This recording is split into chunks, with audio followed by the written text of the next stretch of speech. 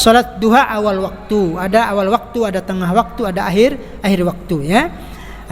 Tapi tidak ada kaitannya salat sunnah syuruk dengan salat duha tadi kan. Kalau salat sunnah syuruk itu kaitannya dengan salat subuh berjamaah, duduk di tempat salat, berzikir kan gitu ya. Kemudian baru salat sunnah syuruk. Kalau salat duha tidak, maka kita disunnahkan untuk wudu ulang. Boleh wudu, memperbaharui wudu kita walaupun kita belum batal salatnya ya.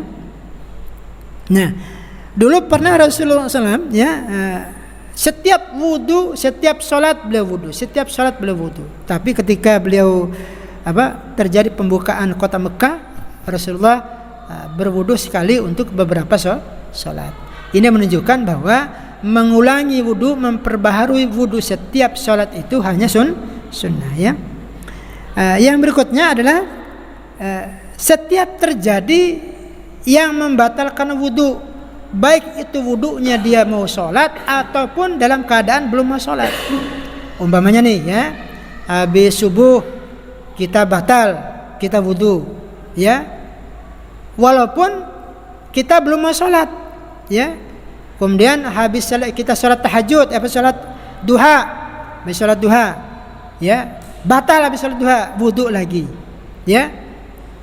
Nah, kalau wudunya disertai dengan salat sunnah salat sunnah syukrul wudu ya. Salat sunnah syukrul wudu itu? Salat sunnah setelah wudu. Maka keutamaannya akan didapatkan sebagaimana Bilal bin Rabah. Kan Bilal bin Rabah itu Rasulullah pernah bermimpi bahwa Bilal bin Rabah itu sudah terdengar sendalnya di dalam surga.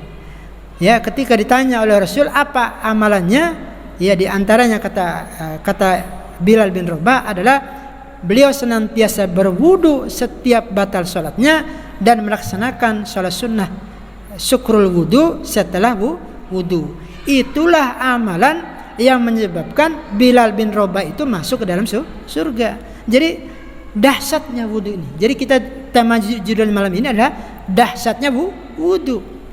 Jadi wudu itu menyebabkan ya Bilal bin Rabah, kata Rasul, mendahului Rasul masuk ke dalam surga. Ini tanda kata Rasul ya, mendahului Rasul masuk ke dalam surga gara-gara menjaga wudunya dan mendirikan salat setelah wudu dua rakaat. Makanya kalaupun umpamanya kita mandilah seperti mandi junub walaupun kita dalam keadaan tidak berjunub. Kenapa?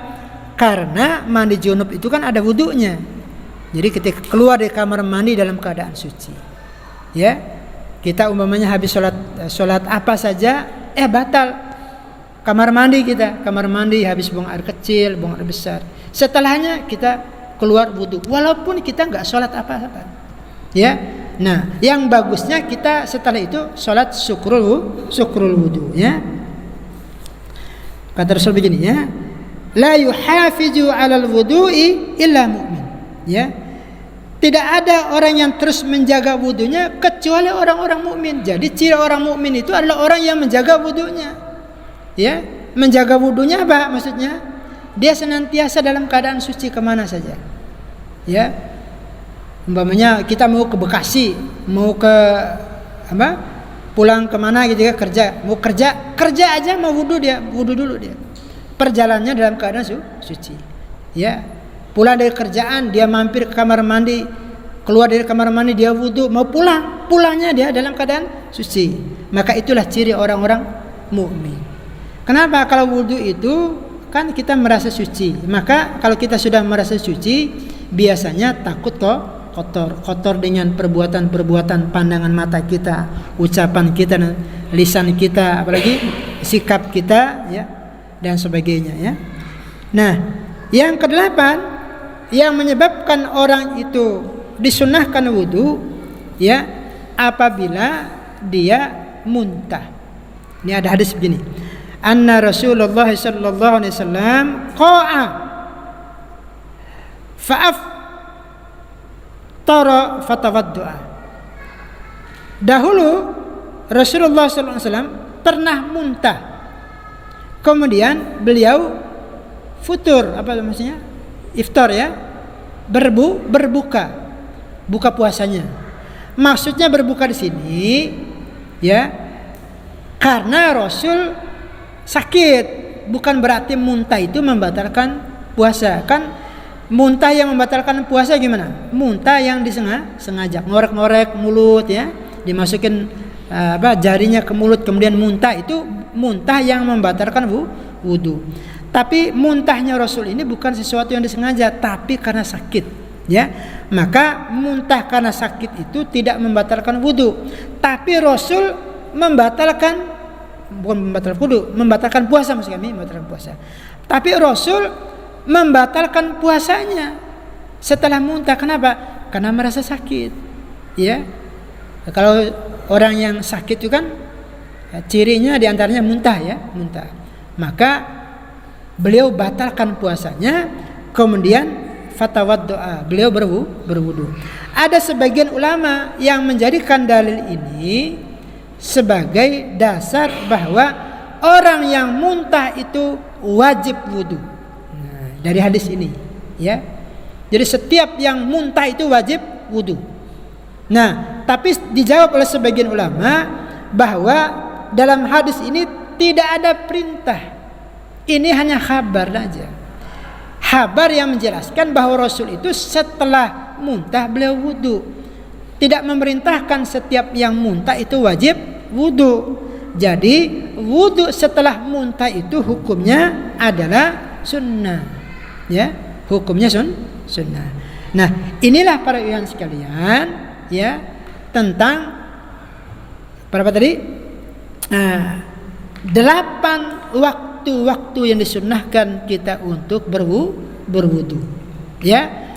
Nah, setiap kita berwudu dalam waktu itu, wudu itu memiliki kedahsyatan yang sangat ya, memiliki nilai yang sangat di sisi Allah Subhanahu wa taala. Nah, kita merujuk dulu. Yang satu apa tadi? Pertama, wudu ketika kita mau berzikir ya. Yang kedua apa? Yang kedua apa tadi? Yang kedua, wudu ketika kita mau tidur ya. Yang ketiga apa tadi? Yang ketiga Yang ketiga gimana? Wudu ketika kita akan mengulangi hubungan dengan keluarga kita, dengan istri kita ya. Jadi intinya tuh ya, 3 ya. Yang keempat apa tadi? Yang keempat, wudu ketika kita dalam keadaan mau makan dalam keadaan junub, mau tidur dalam keadaan junub, kemudian mau mandi mau mandi junub, maka disunahkan kita untuk berwudu. Kenapa wudu mandi junub itu sunnah ya? Kalau dikatakan wajib nanti bahaya, nanti orang ngulang lagi wudunya. Bukan bahaya sih, maksudnya karena menurut sepakat ulama bahwa orang yang batal wudu ketika junub itu kan tidak membatalkan junubnya, hanya membatalkan wudunya. Maka wudu itu sunnah dalam keadaan mandi, ketika kita mau mandi junub. Yang ke berapa tuh? 4 ya. Yaitu apa tuh? Yang kelima sekarang ya. Yang kelima, wudu ketika kita selesai makan makanan yang disentuh oleh api. Tapi ini menurut saya pribadi ini adalah hanya daging. Tidak berlaku untuk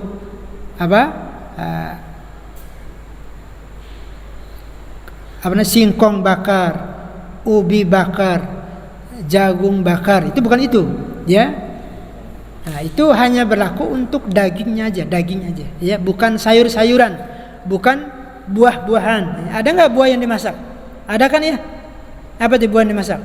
Ya, seperti manisan dari salak kan dimasak juga kan? Dimasak nggak kalau manisan dari salak itu? Dimasak. Udah pernah bikin belum? Ya, manisan salak kan dimasak. Ya, kan kena api juga kan? Disentuh oleh api. Tapi itu tidak. Pertanyaannya, adakah makanan di zaman Rasul yang disentuh oleh api selain dari daging? Ada. Seperti apa? Bikin bubur. Di zaman Nabi itu sudah ada bubur, cuma buburnya beda. Roti disentuh oleh api. Maka sebagian ulama mengatakan bahwa yang dimaksud dengan makanan disentuh oleh api di sini adalah khusus dagingnya. Kemudian yang keenam, yang keenam ya, yaitu ketika kita akan melakukan setiap mau melaksanakan sholat, kita disunahkan untuk memperbaharui wudu kita walaupun belum batal ya. Yang ketujuh adalah setiap terjadi sesuatu yang membatalkan wudu, artinya kita memelihara menjaga wudu ya, kemudian kita sertakan sholat sunnah syukrul wudu 2 rakaat, maka mudah-mudahan kita mendapatkan kemuliaan sebagaimana Bilal bin Rabah. Dan yang kedelapan adalah setelah muntah. Nah, ini mungkin pada sekalian tentang waktu-waktu yang disunnahkan untuk kita berwudu. Mudah-mudahan kita bisa menunaikan apa yang kami sampaikan tadi dalam Sahih fikih sunnah ya, insyaallah. Lebih dan kurangnya saya mohon maaf. Assalamualaikum warahmatullahi wabarakatuh. Kalau ada yang mau nanya silakan. Disuruh baca Al-Quran, muridnya saja mungkin yang disuruh baca, gurunya diam saja ya, biasanya gitu biasanya kalau yang bermazhab Syafi'iyah ya, tapi memang rata-rata kan di kita bermazhab Syafi'iyah ya, begitu mungkin Pak ya. Jadi mereka tetap menunaikan kewajibannya mengajar pelajaran agama, tapi giliran bersentuhan dengan Al-Quran mereka menjaga. Walaupun ada sebagian ulama mengatakan yang dilarang itu kan memegang mushafnya ya. Kalau memegang 30 juz itu baru tidak boleh. Tapi kalau memegang bagian-bagian dalam Al-Quran, misalnya dalam buku agama, kan ada tulisan Al-Quran itu boleh.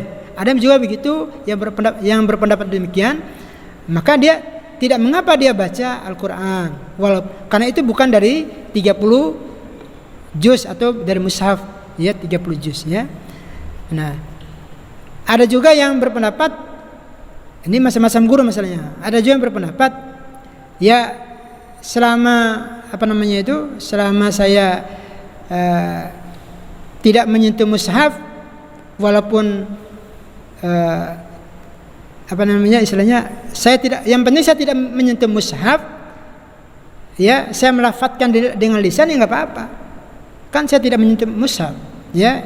Sedangkan ayat yang saya lisankan itu yang sudah ada di otak saya, di hati saya ya, seperti murojaah dan sebagainya. Masa iya sih gitu kan? Ada juga yang berpendapat demikian ya.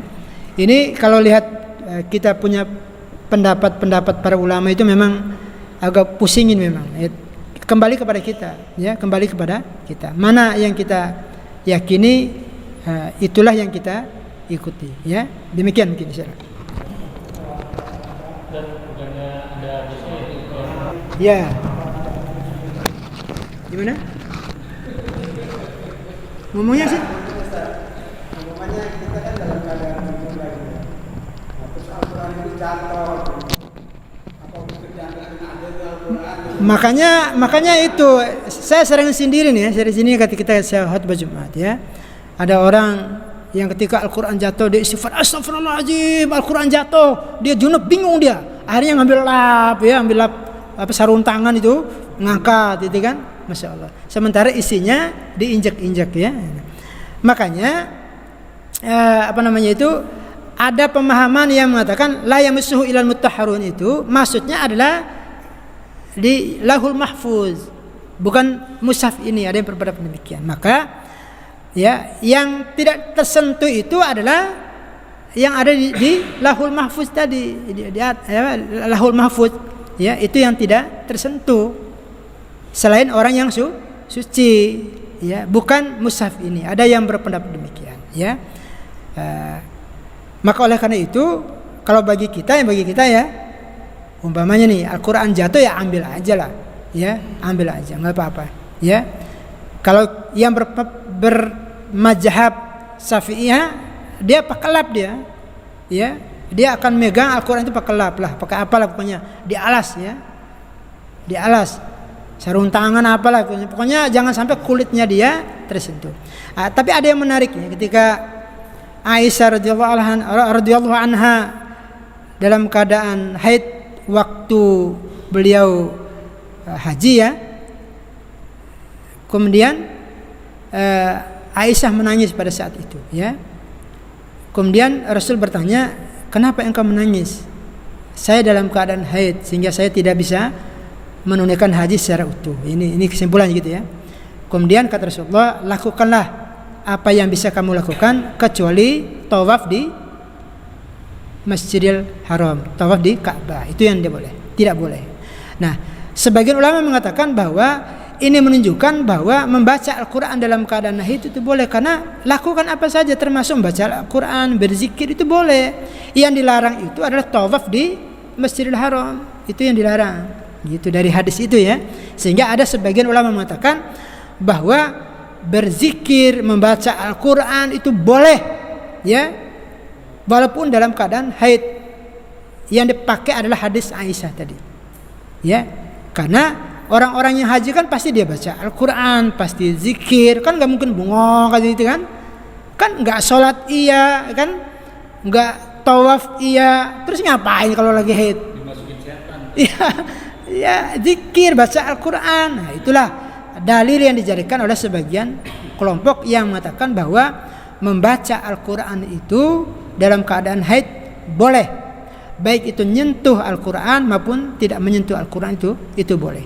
Ya, itu mungkin pemahaman kita kebanyakan ya. Tapi kalau saudara-saudara kita yang di mazhab Imam Syafi'i beda, ya, itu nggak usah dipermasalahkan karena itu masing-masing mazhab ya. Demikian. Ya. Gimana? Ya, boleh kita menginstal aplikasi Al-Quran, boleh, bahkan apalagi kita bagi, share kemana-mana, itu sama dengan mendakwahkan isi Al-Quran. Ya, iklan itu kan efek atau mungkin modal atau apa namanya ya, keuntungan bagi yang membuat aplikasi ya. Kan kita kan instalnya kan memang gratis kan, bayar nggak? Gratis kan? Nah, sekarang yang membuat aplikasi itu kan dia butuh biaya, maka dia dapat hasilnya dari iklan itu maksudnya. Nah, makanya merem makanya. Ya. Tapi sebenarnya ada aplikasi yang tidak ada iklannya. Kalaupun iklan di bawah ada gitu. Saya punya aplikasi Al-Quran ada 2-3 malah. Ya, satunya pakai iklan, 2-nya nggak pakai iklan, maka saya pakai 2. Yang satunya pakai iklan, cuman tulisan aja, nggak ada gambar-gambar. Maka kita bisa memilih-milih itu aplikasi Al-Quran ada iklan nggak ada atau apa gitu kan.